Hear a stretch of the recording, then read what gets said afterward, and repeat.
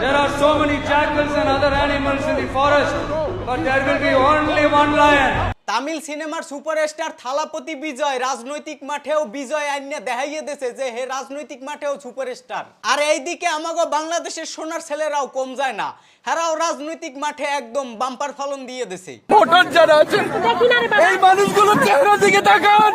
তাকাইলাম, তাকাইয়ে যা দেখতে আসি পাশের মালটাই কানতে আছে, কিন্তু চোখ দিয়ে মোটাও পানি পড়ে না।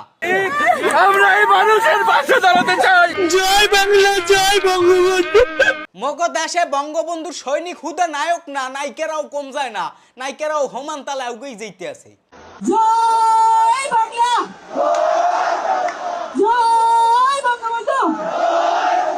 মার্কা আছে, মার্কা তো অনেকটি আছে, কোন মার্কায় মোরা সিল মারমু এই মার্কাটার নাম কোন? নির্বাচনে আপনারা সবাই মিলে নৌকায় ভোট দিবেন। কপালটা এমন পোড়া রে ভাই, এগো কথা মতো মুই টার্গেট হইয়া বইয়া আছি যে সিল এবার নৌকাই মারমু, কিন্তু ভোট কেন্দ্রে যাইয়ে দেখি যে নৌকা মার্কাই নাই। সব নষ্টের মূল হইছে ইনুস রাজাকার। ইনুস রাজাকারের ফিরনে নৌকা মার্কায় সিল মারতে পারি নাই। কেন উপদেষ্টা হইছিস তুই? এর ফিরনে বড় দিন নাই, বড় দিন নাই।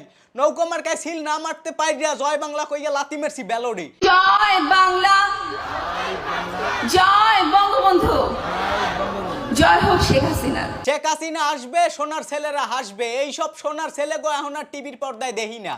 আগে ব্যান বিয়াল দেখতাম, এরা টিভিতে আইয়ে কি আসতে, ওরে বাবা, দেখকে মোরাও বিনোদন পাইতাম। যাই হোক, থালাপতি বিজয়ের বিজয় দেখতে আসলেই ভালো লাগছে, কারণ থালাপতি বিজয় হইছে এমন এক নেতা যে ভারতের মোদী সরকার যখন মুসলমান গো বাবরি মসজিদ ভাঙ্গা লাইছিল, সেই সময় এই থালাপতি বিজয় মোদিরে স্বৈরাচার সরকার কইছে। থালাপতি বিজয়ের সব ধর্মের মানুষের প্রতি সম্মান আছে, হে মুসলিম ধর্মেরও সম্মান করতে জানে। কোন ধর্মের মানুষের উপর জুলুমও কেডা হে চায় না।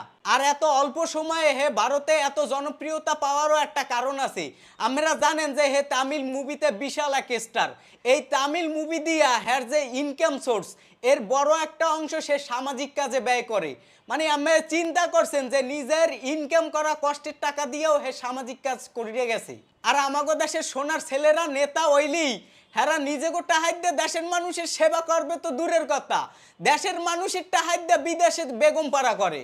কারণ মগো দেশে তো হইছে নেতারে তেল মারতে পারলেই আমি বড় নেতা হয়ে যাবেন। সামাজিক কার্যক্রম কইরা এরপরে জনপ্রিয়তা অর্জন করার কোনো দরকারই হয় না। তুমি 6-7টা পুরস্কার পেয়েছো, তার মানে এই না তুমি মনোনয়ন পেয়ে যাবে। বলা যায় না, দুই আপার সামনে বসে আছে, মনোনয়ন পেয়েও যেতে পারি। দাঁড়ে থাকলে থতমা পাশাইয়ে যতকুন লড়তি অতকুন পিড়াইতাম। এখন তো থতমাটা পাইলাম না, মোবাইলই করে একটা দিই।